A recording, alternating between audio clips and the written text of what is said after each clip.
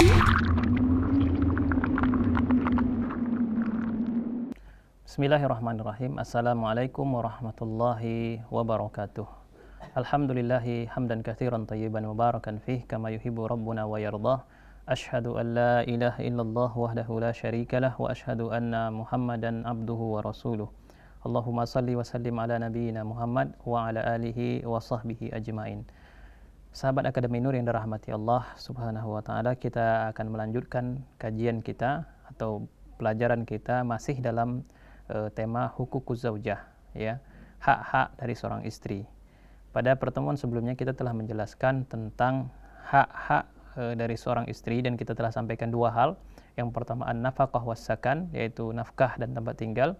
Kemudian yang kedua adalah tentang al-asyrah al-hasanah, yaitu dipergauli, dipertemukan dengan cara yang baik.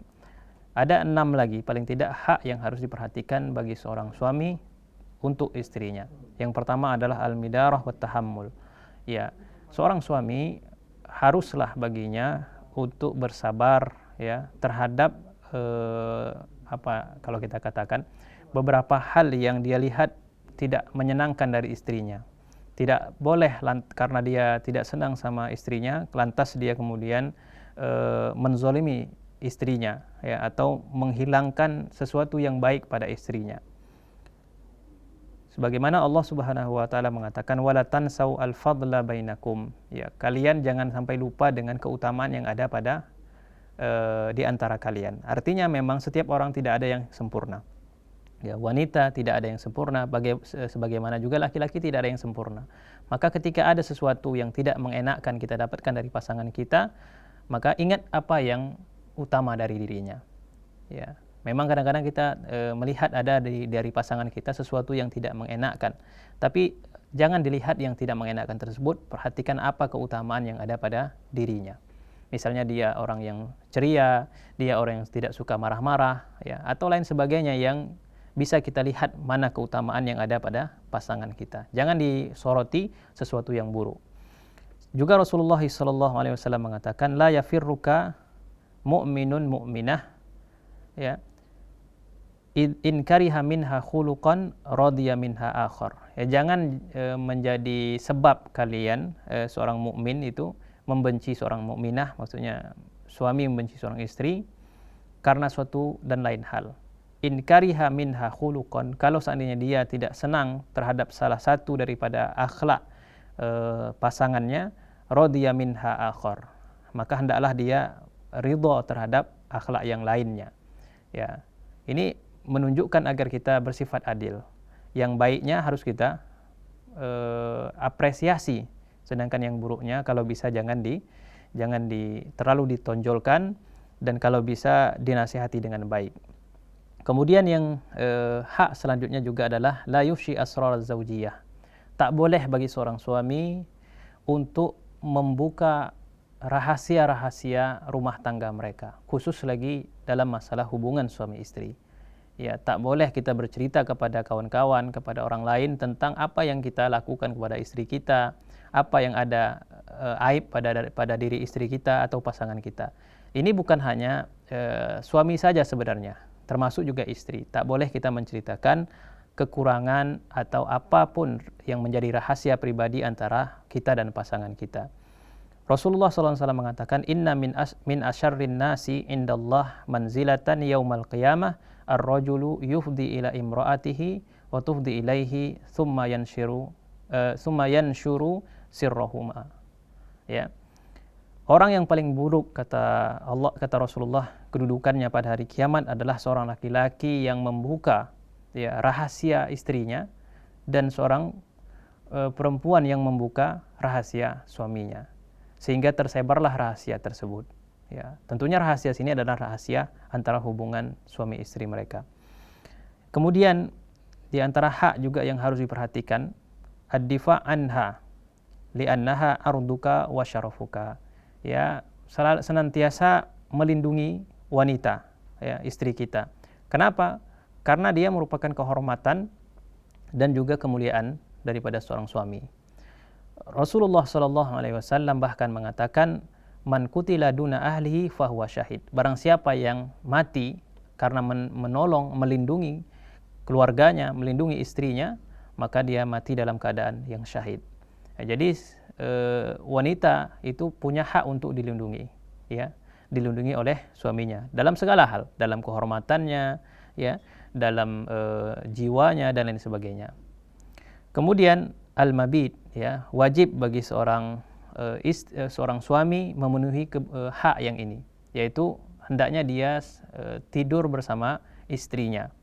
Ya, kalaupun misalkan dia sering keluar, maka paling tidak setiap 4 hari sekali dia pulang tidur bersama istrinya.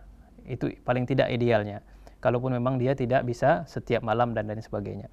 Dan jangan ditinggalkan begitu saja. Ya, ditinggal berminggu-minggu, berbulan-bulan, ya, kecuali memang itu telah diridhoi oleh istrinya.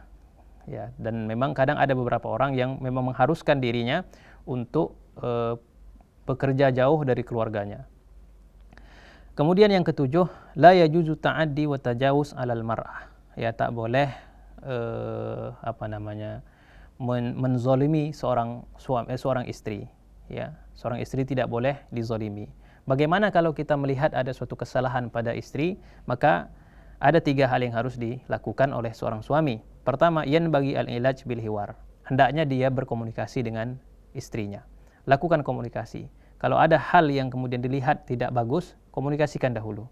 Kalau tidak bisa dikomunikasikan dan itu merupakan sesuatu yang buruk, maka yajuzu lahu al-jahru bil kalam. Boleh untuk dinasihati atau ditegur dengan ucapan, ya. Kalau juga tidak mau, maka bisa ditegur dengan tidak tidur bersamanya. Ya, pindah ranjang istilahnya kita katakan, ya. Dan juga kalau tidak mau ditegur, maka boleh untuk ditinggalkan beberapa hari. Kemudian apa kata Aisyah radhiyallahu anha tentang Rasulullah? Ma daraba Rasulullah sallallahu alaihi wasallam syai'an qattu biyadihi wala imra'atan. Rasul sallallahu alaihi wasallam itu tidak pernah memukul istrinya, walaupun beliau kadang marah kepada istrinya, tapi beliau tidak pernah memukul istrinya dengan tangannya. Nah, ini merupakan contoh bagi kita, bagi seorang suami, untuk tidak melakukan tindakan kekerasan kepada istri mereka. Kalau terdapat kesalahan, maka tadi seperti kita katakan, komunikasikan. Kalau juga tidak bisa dikomunikasikan, dilakukan dengan keras sedikit bahasanya. Kalau juga tidak bisa ditegur, maka bisa dipindah ranjang untuk beberapa hari, dan begitu seterusnya. Kemudian yang ke-8 adalah ta'limuha wa nushuha, ya. Wajib bagi seorang istri, bagi seorang suami membimbing istri mereka dan menasehatinya, ya. Itu merupakan hak bagi seorang istri untuk mendapatkan bimbingan dan nasihat dari suaminya. Allah Subhanahu wa taala mengatakan, ya ayyuhalladzina amanu qu anfusakum wa ahlikum nara. Wahai orang-orang yang beriman, jagalah dirimu dan keluargamu dari api neraka. Nah, keluarga di sini tentunya yang paling dekat, paling utama sekali adalah istri dan anak-anak mereka. Jadi merupakan kewajiban bagi suami untuk mengajarkan, membimbing istrinya ke arah yang lebih baik, dan menjadi hak bagi seorang istri untuk mendapatkan pelajaran, bimbingan dan nasihat dari suaminya. Kemudian al-iltizam bi syurutiz zaujah. Yang terakhir adalah seorang suami wajib berpegang teguh dengan syarat yang telah diberikan oleh istrinya sebelum dia menikah. Misalnya sebelum akad nikah, sang istri memberikan beberapa syarat. Nah, maka wajib bagi seorang suami memegang teguh tentang syarat yang telah diperjanjikan sebelum akad nikah tadi, kecuali kalau syarat itu bertentangan dengan syariah. Sebagaimana kata Rasulullah SAW, ahaqqu ma afaitum bihi minasyurut mastahlaltum bihil furuj. Ya, hak yang paling atau janji yang paling wajib untuk kalian penuhi adalah janji yang dengannya kalian mendapatkan kehalalan dari wanita. Apa itu? Adalah pernikahan. Nah, jadi kalau seandainya sebelum menikah istri-istri kita meletakkan syarat-syarat dan syarat-syarat itu tidak bertentangan dengan syariat, maka wajib hukumnya untuk dipenuhi. Baik, pemirsa yang rahmati Allah Subhanahu wa taala, demikian tadi tentang hak-hak istri yang harus kita ketahui dan kita amalkan di dalam kehidupan berumah tangga. Mudah-mudahan bermanfaat. Kita cukupkan sampai di sini. Subhanakallahumma wa bihamdika asyhadu an la ilaha illa anta astaghfiruka wa atubu ilaik. Assalamualaikum warahmatullahi wabarakatuh.